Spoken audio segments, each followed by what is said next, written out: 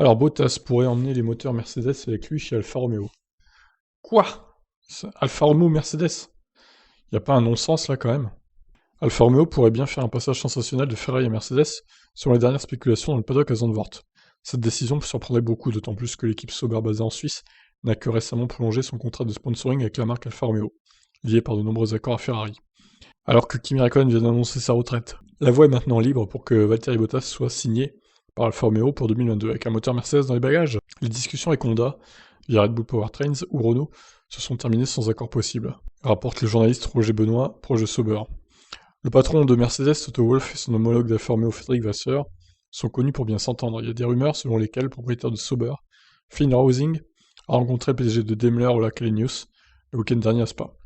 Un accord Sauber-Mercedes mettrait aussi fin au lien avec le pilote de l'académie Ferrari, Antonio Giovinazzi, qui quitterait également Alfa Romeo à la fin de la saison. Théo Pourchaire ou Nick De Vries sont cités pour son remplacement. Pourchaire c'est trop tôt, faut pas le mettre en F1 direct quoi. Ça serait bien trop tôt, encore un an minimum quoi.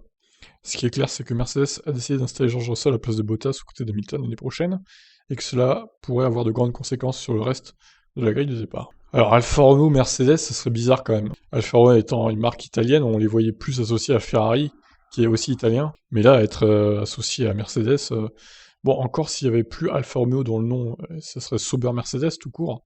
Là, ça me choquerait pas pour le coup. Mais bon, là, ça fait un vrai problème quand même.